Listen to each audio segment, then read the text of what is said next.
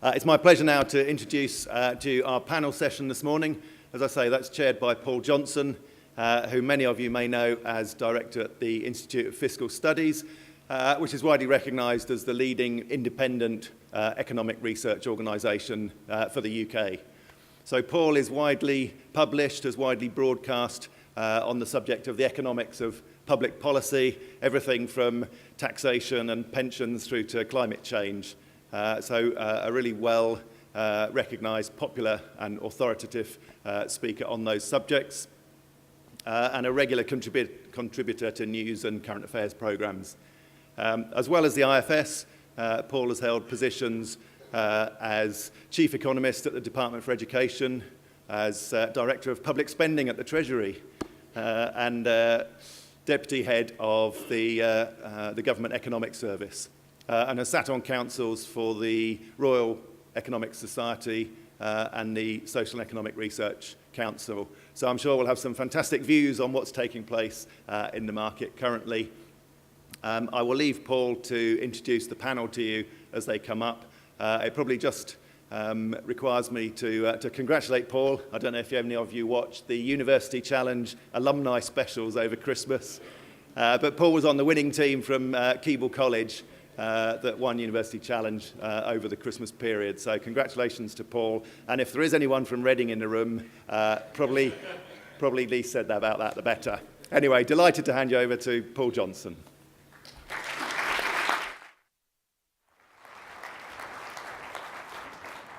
Well, thank you very much for that introduction. It's an enormous pleasure to be here, though I don't think my life is ever going to get better than winning University Challenge. It's already been fantastic being here. The number of conversations I've had already and the amount I've learned from some of the extraordinary people here has just been fantastic, and it really helps me in understanding the world as I see it through the data and so on that I use. I'm going to start by introducing the panel briefly, then I'm going to say a few words, and then we'll have a conversation with the panel. So let me start by introducing, and I'm only going to do this briefly because you don't want their full CVs, because their full CVs are so extraordinary and long and impressive. I could spend the whole of the hour telling you about the wonderful people who are going to be on the panel. But let's start with Manjeet Gill, who is currently Interim Chief Executive of Wokingham, who has held 2 previous Chief Executive jobs, who describes herself as a social entrepreneur, and as with the other 2 representatives of local authorities here, is clearly one of the leaders in terms of reform and collaboration and making change in local government. So welcome, Manjeet. Second person I want to welcome to the stage is John Morrissy, who is in charge of Place at Bolton. He's an experienced chief officer in local authorities and is responsible for significant, really exciting changes, I think, in the way that Bolton is collaborating with its community and working across Manchester more generally. Third is Donna Hall, who is currently Chief Executive of Wigan and has been for some time. She's been awarded a CBE for what she's done for local government, is in the lead in terms of making collaboration with the community work in local government and reform in Wigan, which is has been one of the hardest hit of all local authorities in terms of the impact of government cuts. And finally, just a slightly different approach, we have Ben Page, who's the Chief Executive of Ipsos Mori, who I'm afraid told me just before he came on stage that we shouldn't listen to anything he says, given what Ipsos Mori said would happen in the election. But I'm sure that's not true about what you're going to say today, Ben.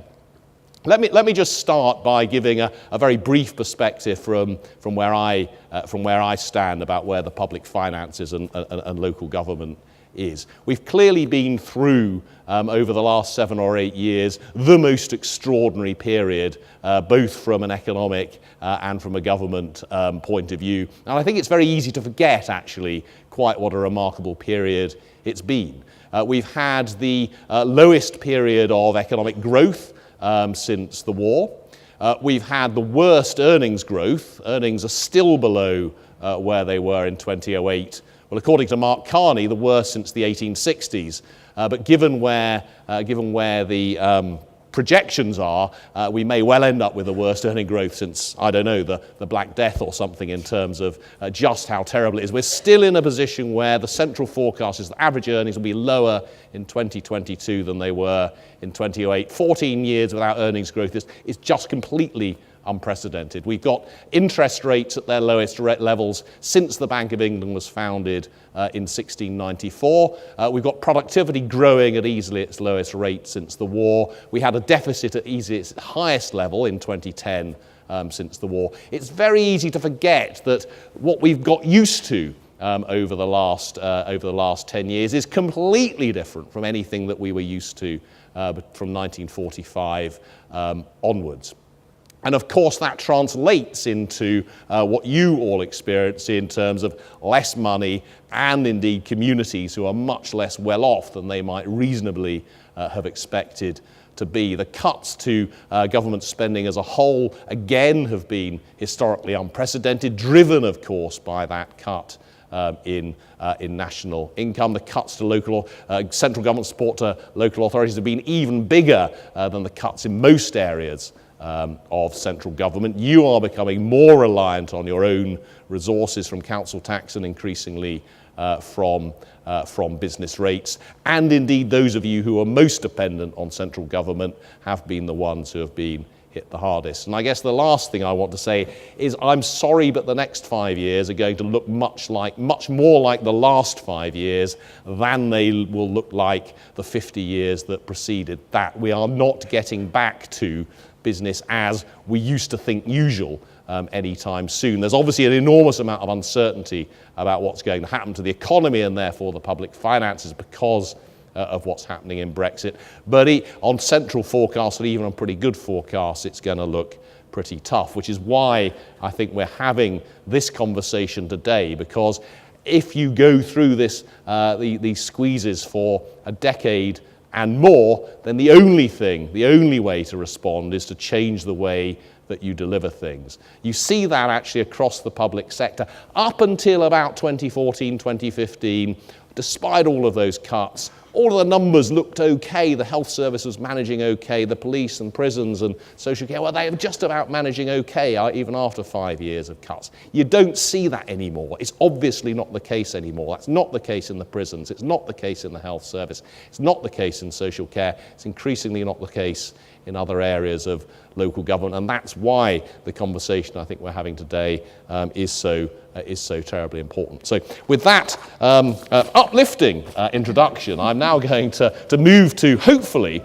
some people who can provide some answers, as I'm afraid all I've done is tell you how difficult it all looks, and we couldn't have a better group of people to do that. Let me start with you, Manjeet, if I may. I mean, you've described yourself as a social entrepreneur in local government, and someone who in particular has made reform through engaging with the local community and working in a more collaborative way with the local community. And you used an analogy when we were talking. You said it was, instead of the local council being the football team, you needed to be the ground staff who allowed the community to play on the pitch. Could you just tell us what you mean by that, and just one or two examples of how you've changed things in that direction? Thank you. I was going to say the reason I use entrepreneur is I think it's very different from commercial. It's far more than being commercial, because sometimes we're clambering on that commercial quick fix for our finances. And for me, particularly a social entrepreneur, it's our mindset, the way we think. It's about, rather than having a problem and saying we need to fix it and we need money to administer it, it is looking at that problem through a different lens and saying, how do we achieve a return on investment? And I don't just mean financially and socially. Sometimes when we've talked about return on investment, I do think we get very, very academic. There are no end of consultancy reports and so on that we commission as councils or generally at government level. And so for me, the social entrepreneur is very much about the community capital and the social capital. And if I if I give one example of the groundsman, what I mean there is we've developed such a culture nationally, as a state, as local authorities, this overall culture, maybe some people call it the establishment, where we are so used to doing to. There's a problem, we're expected, we've created a dependency. And I'm not trying to be a politician here. And that for me is very much about us, whenever we are presented with something, we're the football team and we play on the field. And for me, it's very much about how do we create the infrastructure and how do we behave as groundsmen to create the infrastructure for the community to play on the field. So the example I wanted to use was at West Lindsey, we had this strategic discussion. As a small district council, we started by investing £1 million strategically in an area where we said this money, in a commercial way, is seed money and it acts as leverage to get more community volunteering, more community infrastructure, and attracting other funds. That 1 million became the equivalent of about 15 or 16 million pounds without counting all the volunteering hours and days that it created. But it was a very deliberate strategy, not just about one area.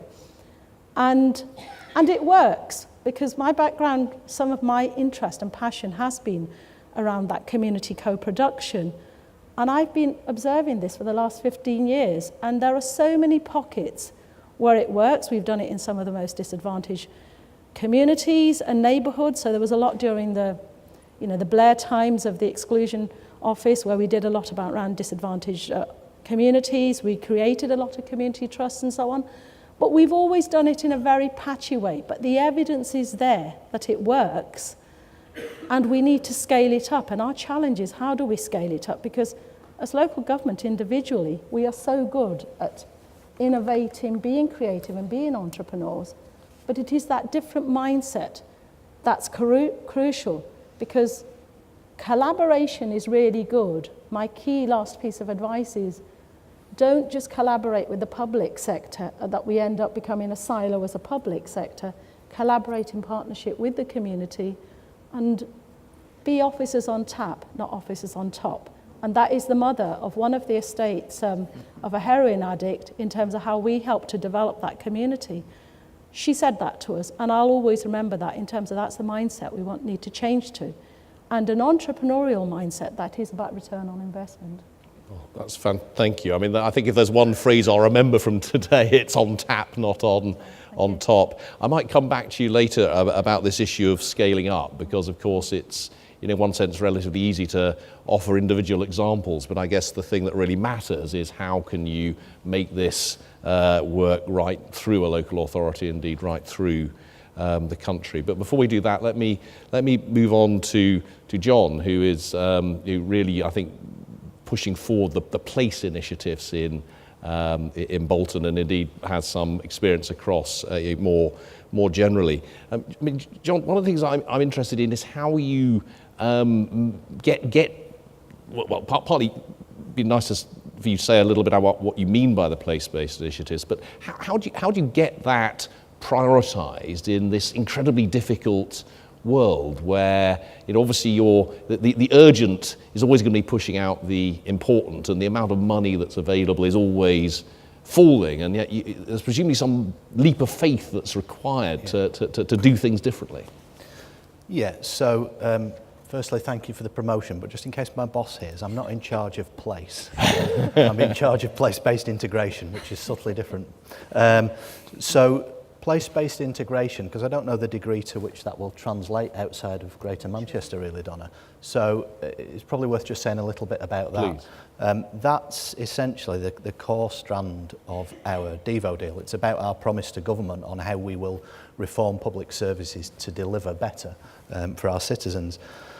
And it's partly a response to the complexity that surrounds reform. So we've already got many strands of reform happening. We've got troubled families, we've got the work programme, we've got criminal justice reform, we've all these things already pulling many services and initiatives together.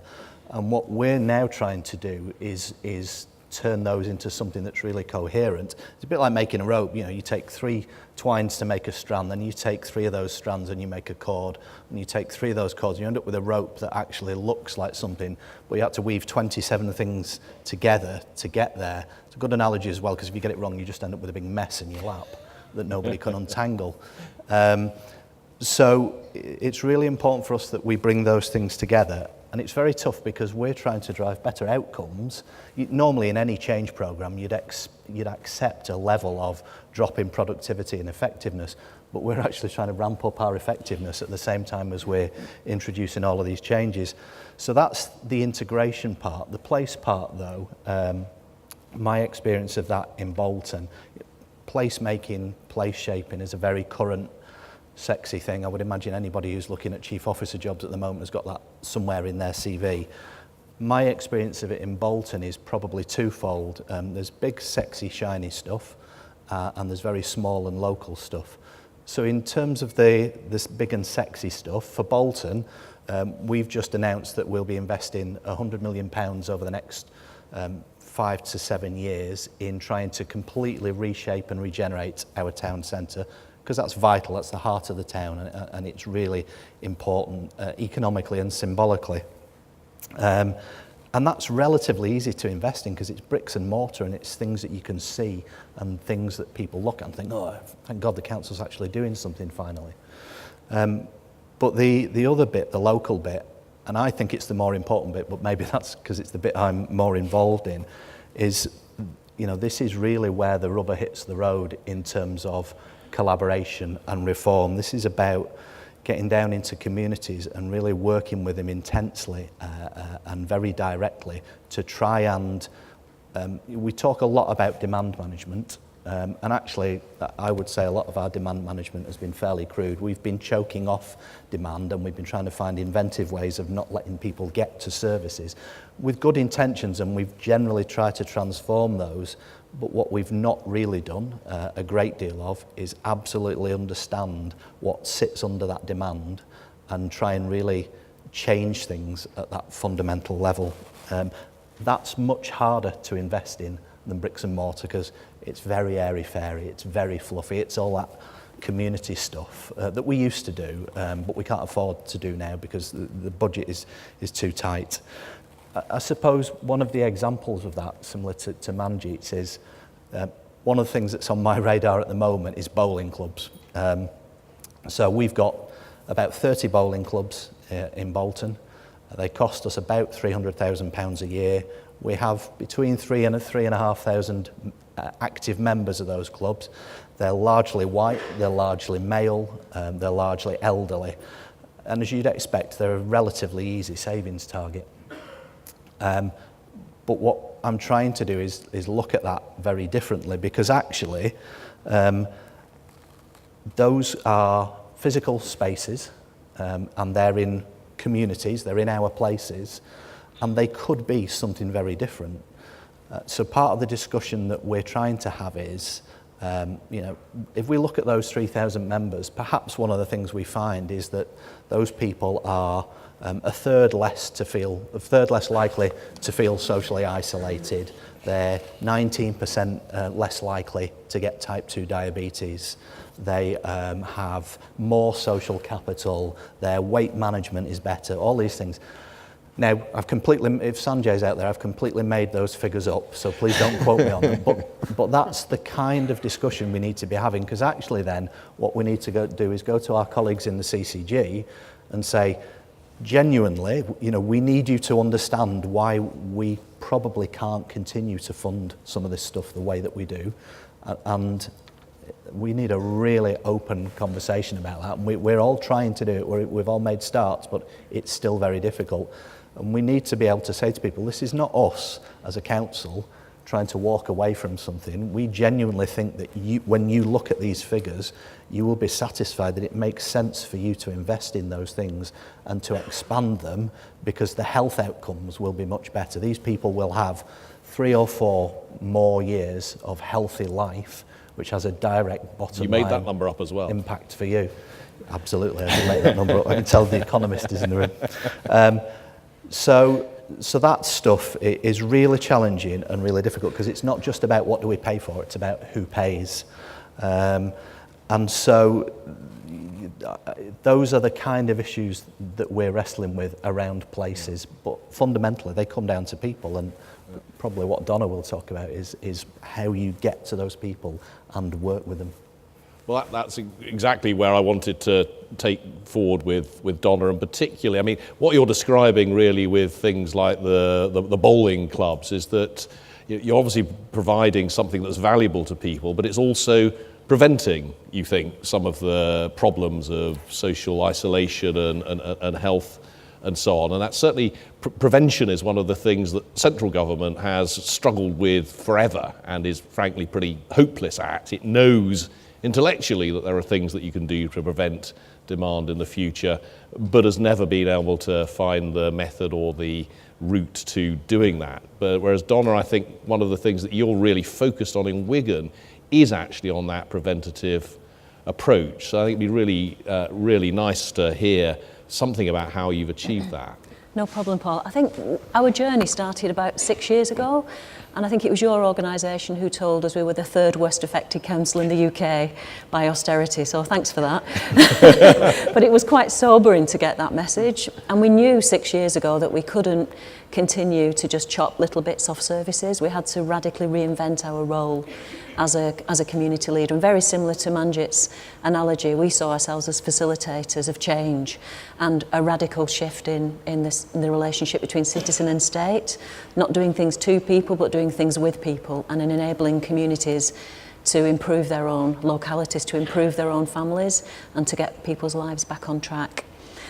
So what we designed was something called the Wigan deal, which I think people probably have heard of, and it's very much a kind of psychological contract between the council and the public sector actually, and individual residents. So it's everywhere you go in Wigan, you can't miss it. It's on every bus shelter, it's on every council tax bill, it's on everything, and it's very much around changing behaviours.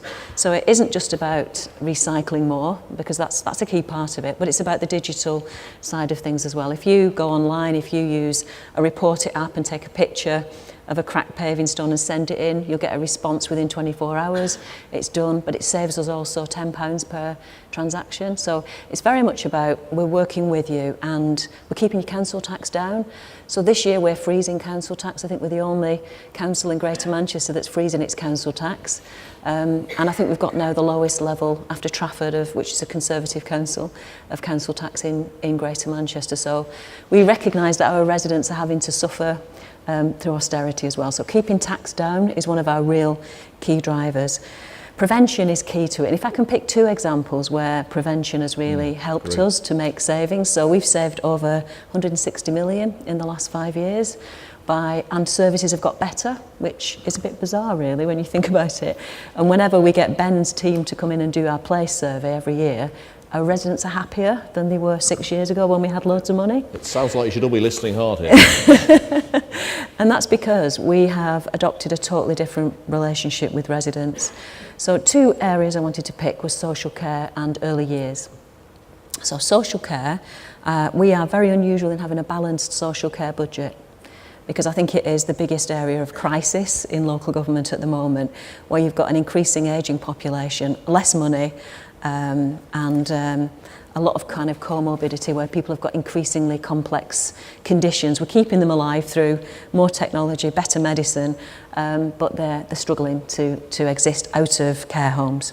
So what we did, we invested 9 million in community projects, very similar projects to, we have a bowl and plate in a bowling club, which is absolutely fantastic at reaching out to our older residents. We have running clubs where we have buddies that can take people with Alzheimer's out running, so they were advised by their families not to go out running because they may get lost. We give them a wristband and we get buddies to go out, we take them running. It keeps people sane, it keeps people in their own homes, it keeps families together. We've closed all of our day centres because they weren't delivering what they should have done, and the community projects have really given people a new lease of life. They've connected people into their local neighbourhoods, into community groups that they may not know existed. They're actually on the doorstep, that are free. So we've reduced packages of care from £2,000 a week, where we were shipping people around to different day centres in a minibus. They were sat with the same group of people with the same tray of biscuits who they didn't know. A very municipal solution into a local solution, and that care package will probably cost, it's either free or it's £17 a week. So that's how we've balanced our social care budget. Better outcomes. All of our care homes are either good or outstanding, and we've got the only outstanding rated reablement service, which is a council reablement service as well, getting residents back into their own homes. We've used data extensively to prevent as well, so we use algorithms to identify who in the place-based teams that John has just identified, who exactly are the 40% of children who are not school ready. Where do they live? What are their names? Who are they? How do we target them as soon as they're born or even before they're born? With programmes that help them be school ready when they start at the age of 4. People know it's the single biggest indicator of future wealth. If you're not ready for school at the age of 4, you're probably not going to get good GCSE results, you're probably not going to get a good job. Early years is absolutely critical, and those algorithms that GPs hold, that our early years teams hold, actually have the answers to who those families are, and people in the communities know who the families are who are struggling, they know who needs the help. So it's not always a technical municipal solution, it's a community-driven solution. So with the technology that we have to design the algorithms, we found our children who were at risk of not being school ready, wrapped intensive packages of community support around them through primary schools and Sure Start centres, children's centres, to ensure that they were school ready. And we saw a 10% increase in 1 year in school readiness. So that's the kind of thing that you can do that is free. It's actually a better use of the resources that you've got already. Presumably, I mean, particularly on the social care side, that required a really big change in mindset from the people on your side delivering things and expectations for those who were receiving the care. I mean, how difficult was it to change that way of doing things? I think it was difficult at the beginning. I remember a room like this with all of my social care staff in it, and they were all arms folded, and we had a few tumbleweed moments where I said and my leader said, because we do every 2 weeks, we do listening into action, me and my leader, to talk to staff, to listen to staff. And they said, you cannot make any savings in social care or else people will die.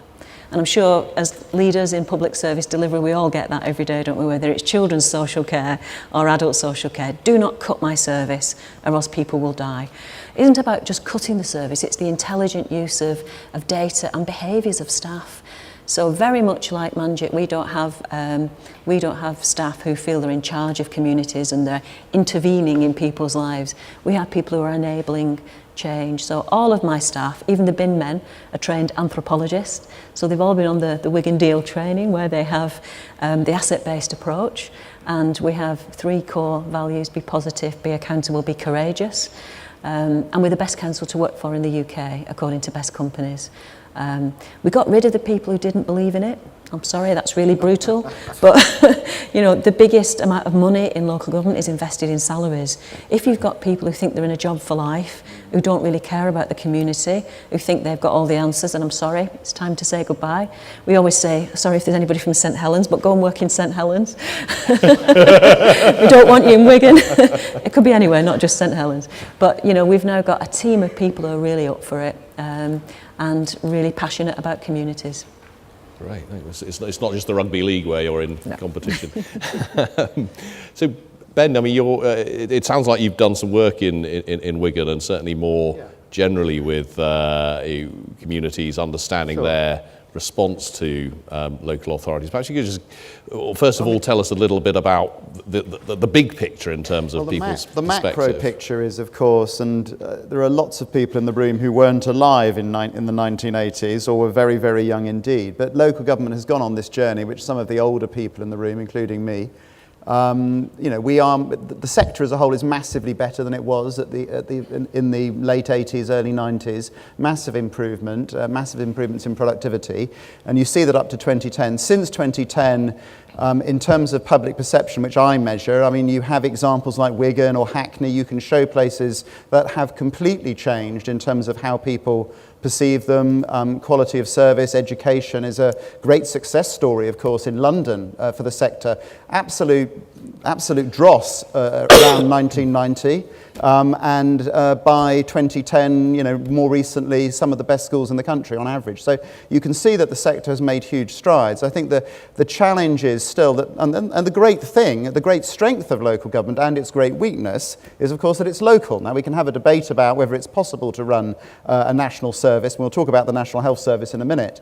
But of course you get diversity, and that of course is something that we should champion, but it does mean that things are different probably in St Helens, and we have to decide whether whether somebody should go to St Helens, I don't know anything much about them, I hope they're not a client, and fix them, or whether that's up to the good punters of St Helens to fix. And that of course is one of the central questions. I think the question now though is that, and you'll see it in some of the data that I'll present in a minute, the average is starting to run out of road, and you've talked about, we can see it in the prison service. Just look at suicides in prisons, and it is the hysteresis effect, which Paul knows what that means, this cumulative effect of changes. And it may be that if you're radical and you can rebuild it, it works.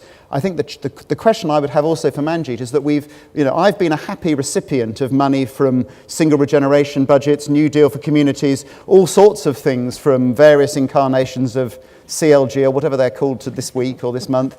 But overall, at a macro level, while trust in local government has risen and has outstripped trust in central government, while central government has held things together since 2010, although it's now, some things are starting to tip over in some, but certainly not all places. The question is, how do you do that engagement thing at scale? Because we can see these, I always see these brilliant examples, but if you look at Britain as a whole, it isn't working like that.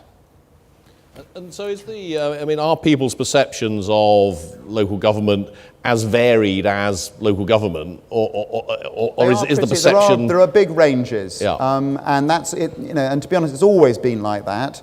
I'm afraid I'm a fan of the Audit Commission. I know I'm not supposed, but I like data, so I liked the Audit Commission. I think getting rid of them was unfortunate. We have it, much the same type of regulation, of course, continues in the NHS, and we can talk about it.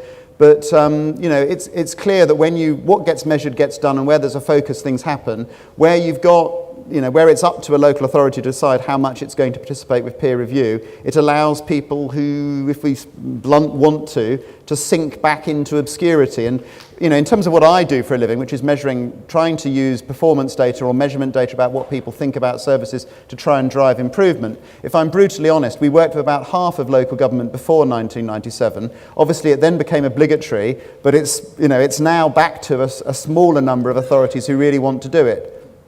Well, I wanted to. That's really great answer, because I wanted to move on to that. Right, okay.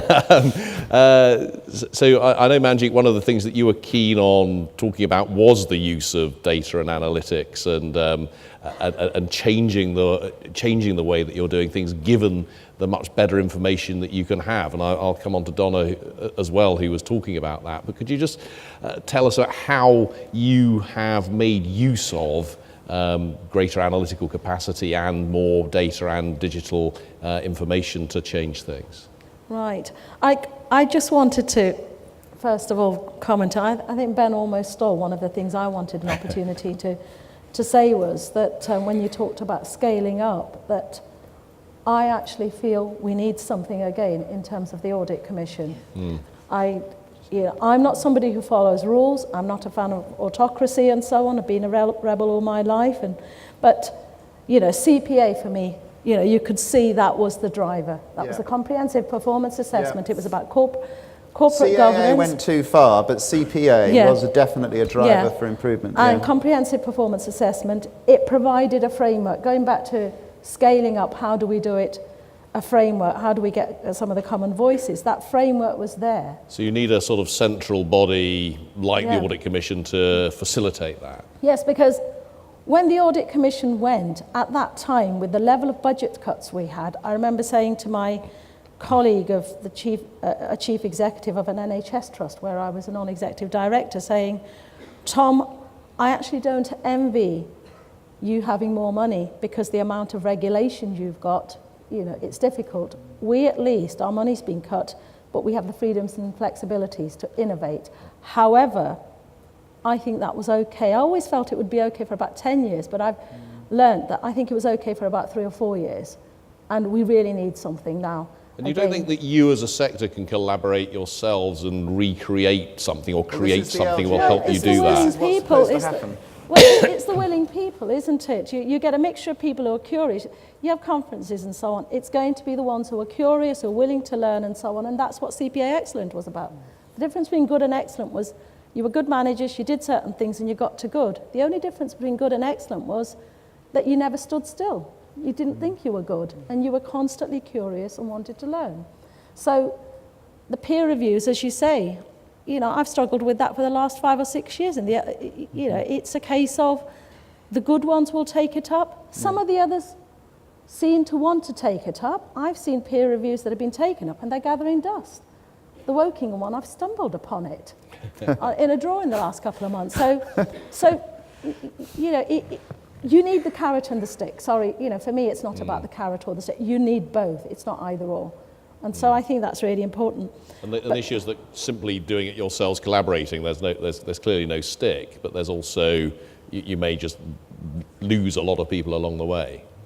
Yeah, well, you can do so much from collaboration, and we've got to in the absence of that stick. As you say, scaling up who are the allies, at a national level. We've got Rob sitting there in the audience. We've got people like yourselves. We've got people like Ben. So maybe some of it is, especially at this time with Brexit and where we are, we've got to carry on despite government rather than woe is me. That is the mindset of some of us, and we need that alliance far more. But going back to data, I think the key thing for me is, first of all, a health warning. It's not just data on its own. It has to be the softer elements of information, and that's your engagement on the ground with the communities. That softer information. If I use management words or auditor words, it's that triangulation. It's not data on its own. And the biggest thing in terms of the digital agenda is us really understanding the power of predictive data, not just retrospective data. We're largely still in that space of retrospective data. And the example I'll use is I went to Nottingham in 2004, and I just joined as a corporate director of neighbourhoods. The leader had set up this new directorate. I had a DLO background in terms of commercialising, so I've got a track record in terms of that, focusing on that area. But the thing I didn't realise was that the community safety function had been put in my new directorate. And I'll explain more about that relevance. I'd started hearing a lot about gun crime. Within months, people were saying they go on holiday now. It's no longer Robin Hood City. It's referred to as Shottingham. The driver, going back to the Audit Commission, was that the council was this mindset, oh, well, it's all black on black crime, or it's all the police and it's their fault. There wasn't a collaborative culture. The driver was HMIC, government, because they didn't have a clue what to do, Audit Commission, everybody just swoop down on us and basically say, you've got to sort this out. This is your problem, you've got to sort it out. That was the driver. Without that, it would have been far more difficult to do. But as a result of that regulation, equally it gave us some freedom and flexibility to challenge certain things. So we dismantle structures that still exist in some places to this day, called Youth Offender Team Board, or community safety boards and so on, and created one leadership team in one place, not in silos, called the Crime and Drugs Board. But this is where the data came in. We stopped sending the suits to Chicago or into prisons to interview prisoners. We developed peers in the community to understand the risk.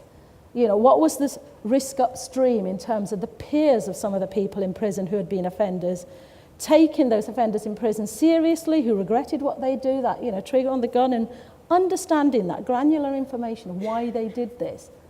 Understanding at that time, my biggest eye-opener and the learning I learnt was something like 90% of people who sat in prison were from care homes, or the backgrounds hadn't had that stable. It's not they're all evil. So that's the soft information we gathered working with the community, not us going into the community, but the right community groups. And as Donna said, It wasn't just about if you don't get on the train, get off. If there were community groups who just saw it as give me the funding and I'm the spokesperson, we didn't fund them.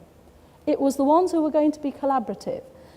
And then it was the data. We used, and going back to working with the community, the business community, and leverage, you know, how do we use our leadership role of leverage? We asked Experian and Capital One, they're our headquarters there. We said, your corporate social responsibility, we don't want you to do street cleaning and doing up our adventure playground and so on. Get your big IT people out, get your big analytical people out, analyse all our data for us. We had Mosaic, we analysed all that data, and we started focusing for the first time on trajectories and so on.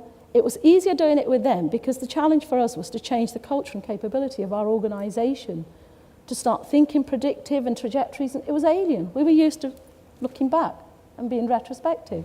But that's one example of where we need to do far more on predictive data at a granular level, but also with the community. And Donna, that sounds like that's a similar sort of thing that you were talking about with respect particularly to the early years transformation that you were talking about. I mean, I'd personally be fascinated to learn more about how you've done that. Yeah, I mean, we don't just use it on early years, we use it on all aspects of risk. So, for example, we risk stratify populations within the place-based teams that John's identified. And we have place-based teams now across Greater Manchester as part of our devolution deal with government, not just health and social care devolution, but wider devolution of everything, including criminal justice. So you get that intelligence with our looked after children cohort of people, making sure who's at risk of entering the criminal system. So one very practical example, 5 years ago we had really high hospital admissions, unplanned hospital admissions in Wigan. So we worked really intensively with our clinical commissioning group, with our GPs, to risk stratify the population. We've got 320,000 people living in Wigan. And we identified a cohort of around about 4,400 who were more at risk of going into hospital in an unplanned way. And we worked intensively with GP practices to wrap packages of care to stop them going in. And in a year, it reduced hospital admissions, unplanned ones, by 30% in that particular cohort. So it's that kind of use of predictive data. It's there. It's actually in our systems. We don't share it properly. But you didn't. I mean, you didn't have any worry about doing that as a council with the NHS and the CCGs and so on. I mean, you were working closely enough with them in any case for that to feel like an integrated process. Yeah, I mean, we're having a single accountable officer for the CCG and the council across Greater Manchester, I think. So it could be me who's in charge of the NHS. I've got to go through an interview process first, so I don't want to predict that. But it could be me, and I think it really. But this is something you could do outside Manchester. You can do it outside of it. It doesn't. I don't think it doesn't need integrated leadership. It's just common sense. It's about sharing, practical use of sharing the data, coming up with a risk stratification tool. It isn't difficult to do. Having daily huddles, looking intensively at those families that need the support and coming up with a plan for them across all the agencies. So housing, drug and alcohol workers, welfare rights advisors, early years practitioners, they all have intelligence about individuals and families, but they don't share it. That's the key thing that really will get the place-based working to drive the money out and to improve outcomes for residents. And that's what, I mean, and that was what was driving what you talked about earlier, the big increase in school readiness. I mean, it was that use of data and that collaboration across teams. Exactly, and giving primary school leaders a vested stake in designing the early years system in that locality. So what they get usually is a cohort of people who can't go to the, young people, 3 or 4 year olds who can't go to the toilet independently, can't tie their own shoelaces, can't hold a pencil, can't maintain eye contact. So, they're set back as soon as they start school. So what we've done is give the primary leadership the vested interest in working intensively to support those families so that when they do start school, they're ready to learn and they're having to not have to do as much on the kind of pastoral side with them. Have you got similar experiences in Bolton, John? Yeah, we have. I mean, school readiness is a big priority for the Mayor. It's one of his manifesto promises, and he's really committed to it. And I think that comes from the Marmot work when he was in government, which said, basically Michael Marmot said to me, if you're going to invest £1, if you have £1 to invest, then invest it in school readiness. That's the simplest statement. And we did a summit on school readiness about 3 or 4 months ago now, where we brought leaders together from all over Greater Manchester, and speakers, well, 2 heads actually, from one from Wigan school and one from a Bolton school, talking about the impact of that lack of school readiness, but the things that you could do to bring it back. And certainly for the school, a head teacher called Ruth, who was talking about the Bolton experience. And, you know, this is about working in a fundamentally different way, because Ruth, although Ruth has turned that school round from a failing school to an outstanding school in a very short period of time, one of the absolute keys to working differently was the fact that her assistant head, Joanne, has been there for almost 30 years. And so she's worked with the generation of parents. She taught the generation of parents whose kids are now coming into that school. And I kid you not, on a daily basis, she's out in the playground breaking up fights. She's taking people home to put ice on black eyes. She's sorting out quarrels between people. She's sorting out benefits payments. She's taking kids to the dentist. And it's that level of community engagement which is required. And one of the big bits of learning from us is that, you know, despite whatever the surveys say, Ben, we know that our level of trust in those kinds of places is low, and our ability to engage with populations isn't great, because it's either the council or the housing or the DSS. They want something off me, they're going to do something to me.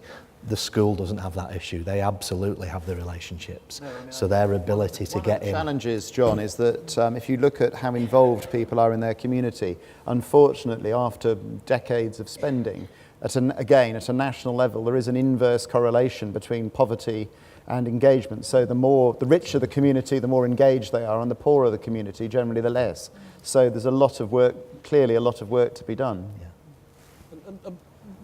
Ben, in terms of the kinds of data that you're collecting, in your experience, what is the most helpful stuff that you've done that's actually helped authorities change? There was an academic study done in the 1980s, which looked at how local government used data, and I haven't seen a more recent one, but I observe it in my own practice, because in my world, Google is now my largest client, and my industry is moving from asking questions to what we call passive measurement. So we will look at where your phone is, we will look at what you've posted on social media, we will install cameras in your home with your permission. It's all terrifying. It's all of this stuff. But I think what's interesting, what I would say is, I think there is still a place for surveys and and measurement and numbers. But actually, in terms of getting people or management teams of all sorts in the public and private sector to actually change, actually often things like ethnography, where you're just observing people and filming them without asking any questions, and from that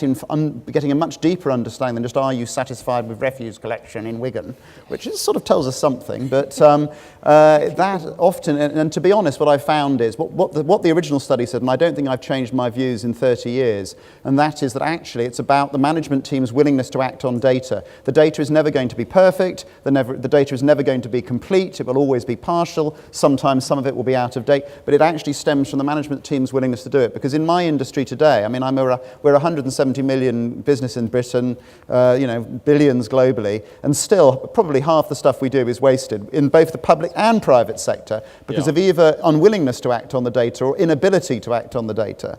So it really does come back down to leadership and being determined to do something. And although you can buy more and more surveys, and I would encourage you to, they are good, but actually, but half of it will be wasted. But things like observation and ethnography, which can be expensive, is very compelling. I'm a trustee of something called, it's one of the government What Works things. It's got a 50 million endowment from the lottery. And on ageing, for example, just coming back to some of the things you were talking about, which is really important for us all, because we're all going to live longer than we sort of expect. First of all, and this is statistically correct, Paul. If you are World Health Organization data from a wide range of Western countries, if you're positive about aging, you will live on average 7.5 years longer than if you're not.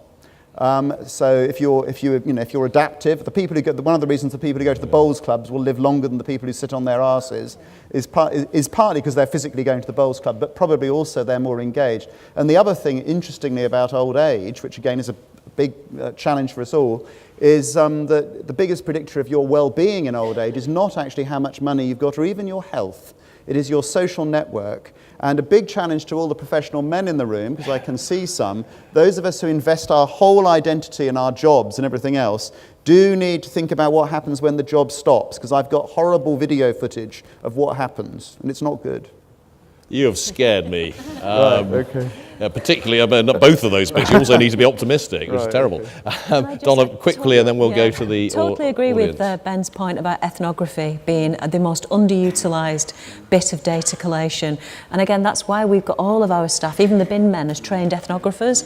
So they will listen, actively listen, use a blank mind approach, and not impose what they think is happening in a family or in any situation. And so every single one of our social workers, customer services, bin men, has been trained in ethnographic research. So, how willing were they to engage? Did you just fire all the ones who didn't want to do it? Yeah, okay, in a nutshell. okay. But they do that. You know, they really are fantastic tools, and I think really great.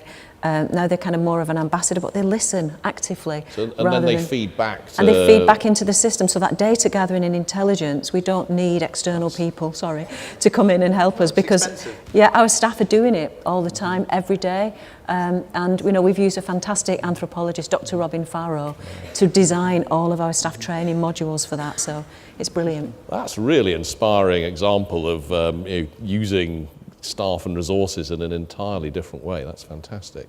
Now, there's a square football thing out there somewhere, which I think, there we are. So if anyone has any, we've only got a few minutes left. If anyone has any questions for the panel, I'd prefer it if you direct it to one person on the panel, because if we have all four of them answering every question, we won't get through very many. So, do we have any questions? You get the excitement of having a square football thrown at you if you have a question. There was one right at the back. That's right. Just a quick question then. So I'm from the NHS. I'm really interested in the points about school readiness, and my sort of background is geodemographics and social exclusion and so on.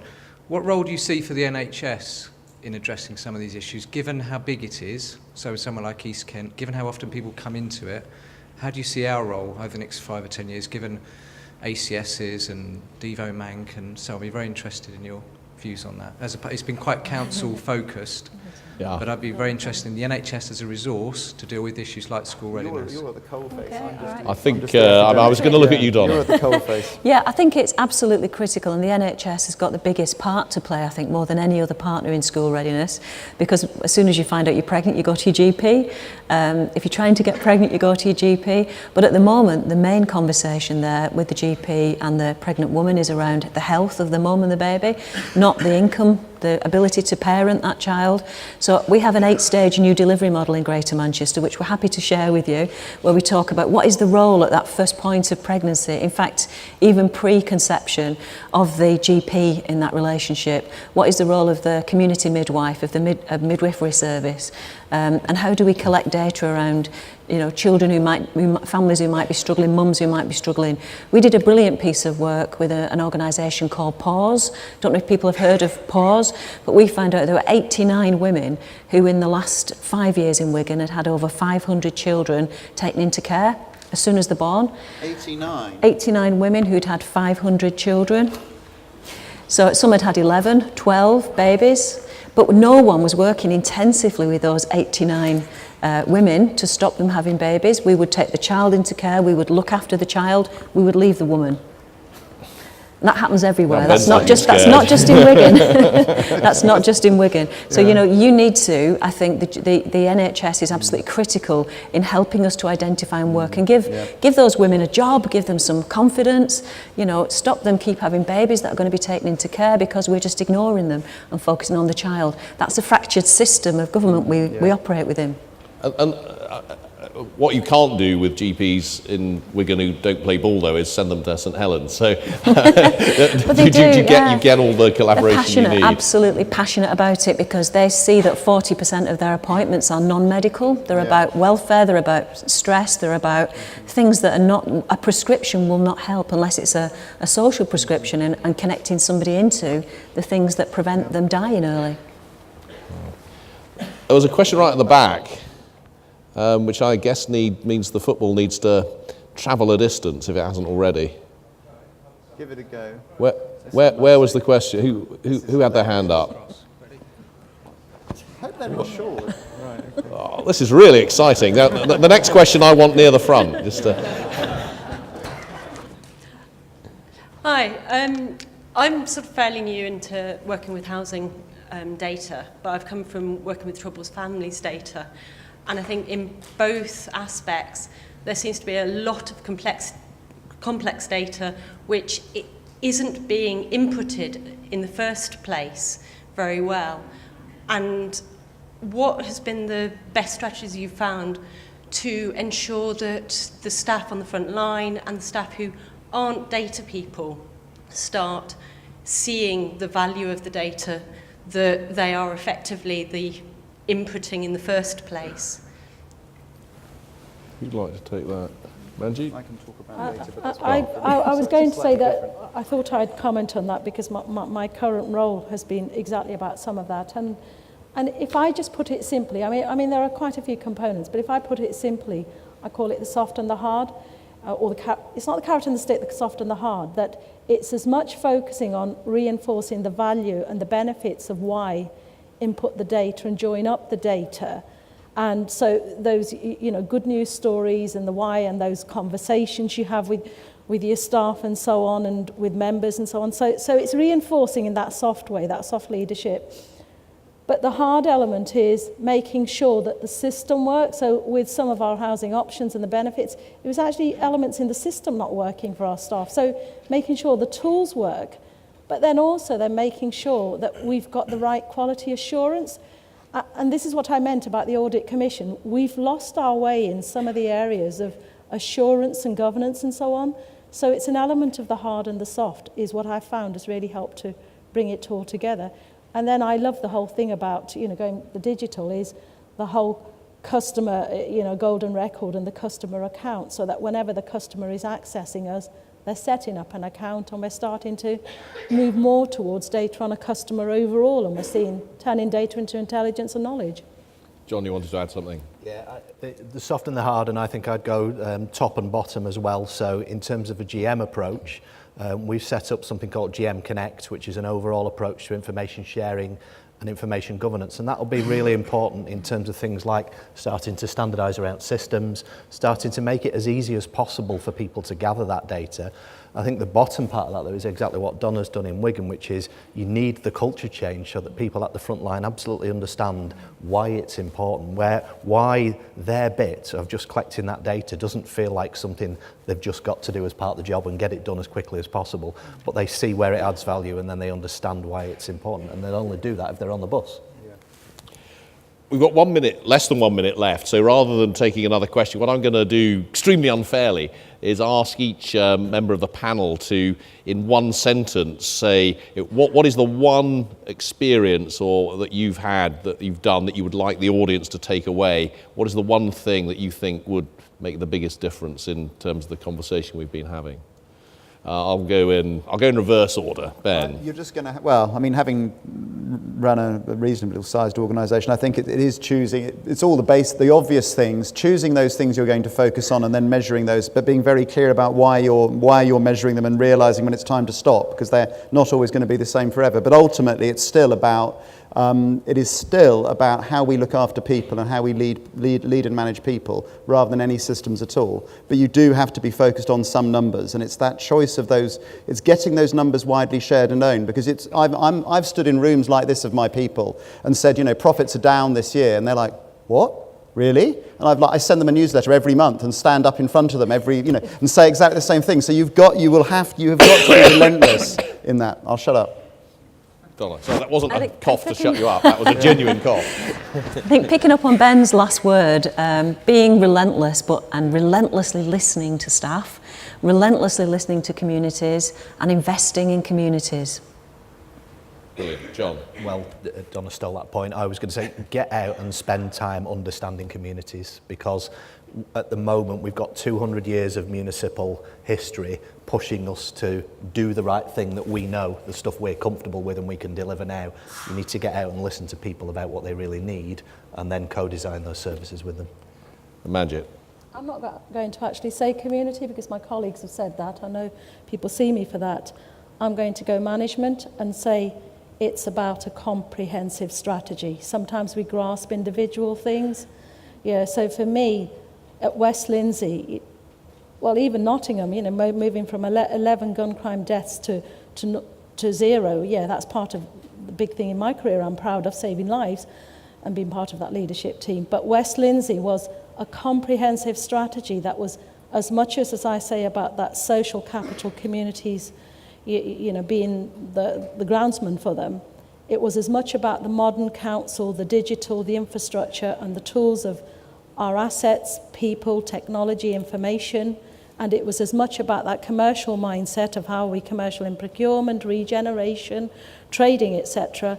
That is a comprehensive corporate strategy. That's the one thing. And linked to that, this is the bit I can't influence as much, but would love to now in the next stage of my career, is subsidiarity. We need to get subsidiarity right in terms of the role of central government, the role of local government and other tiers. And central government's got to stop tinkering about in little initiatives such as big society, thinking it's about them trying to do things, and understand that that happens best at our levels.